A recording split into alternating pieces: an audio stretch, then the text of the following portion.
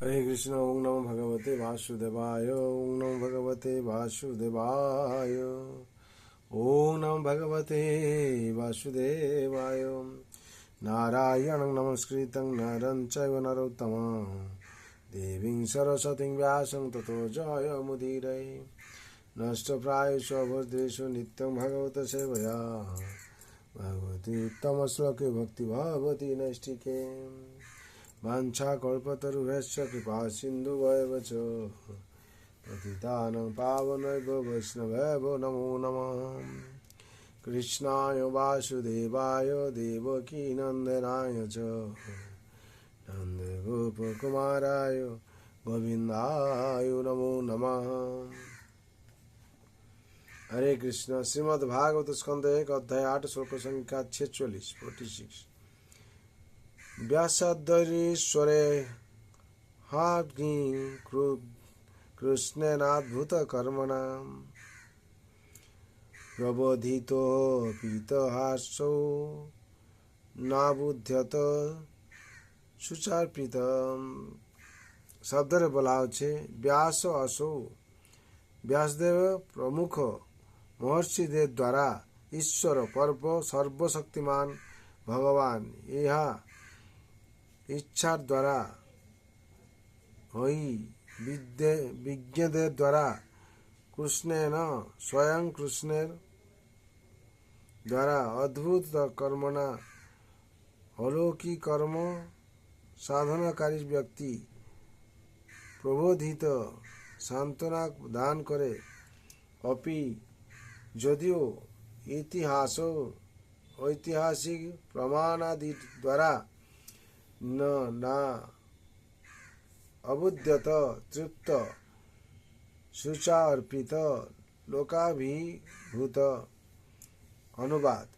व्यासदेव प्रमुख महर्षिगण एवं अद्भुत कर्मा स्वयं श्रीकृष्ण इतिहास आदि शास्त्र समूह प्रमाण उल्लेख पूर्वक उपदेश त्यौहार सत्यो लोक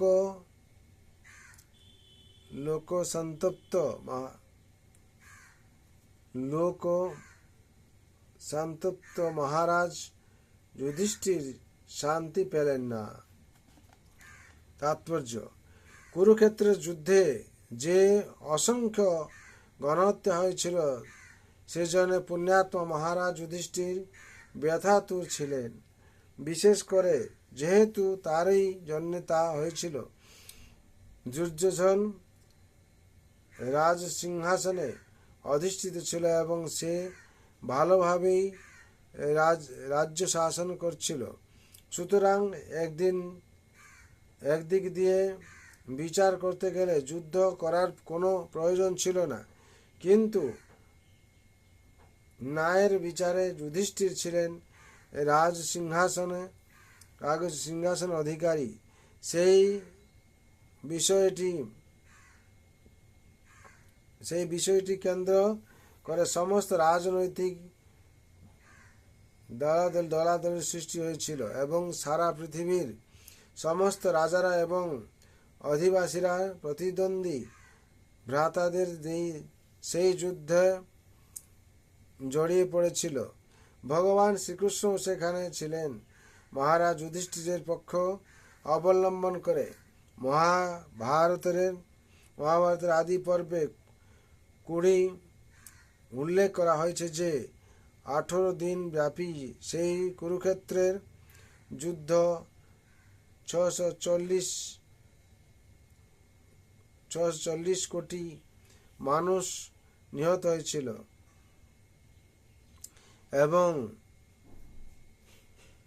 এছাড়া আরও লক্ষ লক্ষ মানুষ নিখোঁজ হয়েছিল। প্রকৃতপক্ষে বিগত 5000 বছরে এটি হচ্ছে পৃথিবীর সবচাইতে বড় যুদ্ধ। শুধুমাত্র মহারাজ যুধিষ্ঠিরকে সিংহাসনে অধিষ্ঠিত করার জন্যই এই গণহত্যা তার কাছে অত্যন্ত বেদনাদায়ক ছিল। তাই তিনি ব্যাসদেবের মতো মহর্ষিদের কাছ থেকে এবং স্বয়ং ভগবানের কাছ থেকে ঐতিহাসিক প্রামাণিক ভিত্তিতে ভিত্তিতে সেই যুদ্ধ যে ন্যায়সঙ্গত ছিল সে বিষয়ে নিশ্চিত হতে চেয়েছিলেন।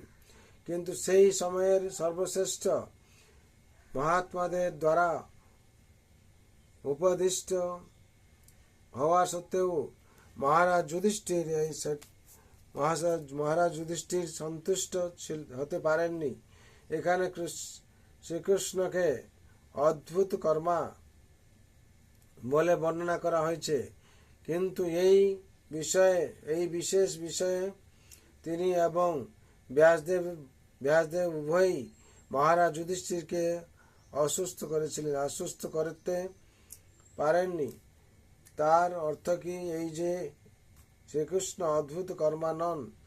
না, অবশ্যই নয়। তার অর্থ হচ্ছে যে পরমেশ্বর রূপে অথবা মহারাজ যুধিষ্ঠির এবং ব্যাসদেব উভয়ই হৃদয়ে বিরাজমান পরমাত্মা রূপে ভগবান তার থেকেও অদ্ভুত কর্ম সম্পাদন করছিলেন। কেননা সৃষ্টি ছিল ভগবানের, সেটি ছিল ভগবানের ইচ্ছা। মহারাজ যুধিষ্ঠির পরমাত্মা রূপে তিনি তাকে ব্যাসদেব এবং অন্যান্যদের এমনকি তার নিজের বাণীর দ্বারাও আশ্বস্ত হতে দেননি।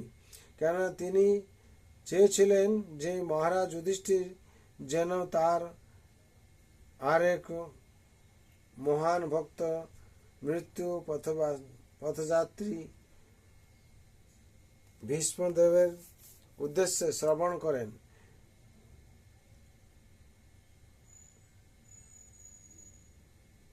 যেন তার আরেক মহান ভক্ত মৃত্যু পথযাত্রী ভীষ্মদেবের উপদেশ শ্রবণ করেন। ভগবান চেয়েছিলেন যে জড় জগতে তার অস্তিত্বের অন্তিম মুহূর্তে মহান যোদ্ধা ভীষ্মদেব যেন স্বয়ং তাকে এবং বর্তমানে রাজ সিংহাসনে অধিষ্ঠিত মহারাজ যুধিষ্ঠির আদি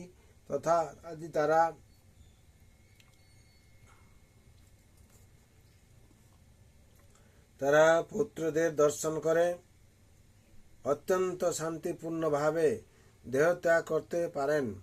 তার প্রিয় পিতৃহীন পৌত্র পাণ্ডবদের বিরুদ্ধে যুদ্ধ করার কোনো ইচ্ছা ভীষ্মদেবেরও ছিল না। কিন্তু ক্ষত্রিয়রা হচ্ছেন অত্যন্ত ন্যায়পরায়ণ এবং তাই তিনি দুর্যোধনের পক্ষ অবলম্বন করতে বাধ্য হয়েছিলেন। কেননা তিনি দুর্যোধনের অর্থে প্রতিপালিত হচ্ছিলেন। এছাড়া ভগবান এটিও চেয়েছিলেন যে মহারাজ যুধিষ্ঠির ভীষ্মদেবের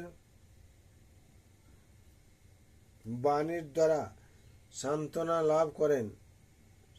লাভ করুন, যার ফলে সমস্ত জগৎ দেখতে পাবে যে ভীষ্মদেবের জ্ঞান অন্য সকলের জ্ঞানকে অতিক্রম করেছিল, এমনকি পরমেশ্বর ভগবানেরও। হরি বল। এখানে স্কন্ধে অধ্যায় 8 শ্লোক সংখ্যা 46 সম্পূর্ণ হলো। বিশেষ করে এখানে যে বলা হচ্ছে ভগবান কি চেয়েছিলেন, ভগবান যুধিষ্ঠির মহারাজ কখনো চাননি যে যে যুদ্ধ হচ্ছে কত লোক প্রাণ হত্যা করলো, প্রাণ হারালো, তাতে সন্তুষ্ট ছিলেন না। কিন্তু ভগবান চেয়েছিলেন যুধিষ্ঠির ন্যায়সঙ্গত কিংবা ধর্মপরায়ণ যে সে হচ্ছে কি সিংহাসন বসার জন্য। তার জন্য ভগবান সবার অন্তরে বিরাজ করছেন, কিন্তু যেখানে ধর্ম আছে বিশেষ করে ভগবান সেটাই প্রতিষ্ঠা করেছেন। ধর্ম সংস্থাপনার্থায় সম্ভবামি যুগে যুগে।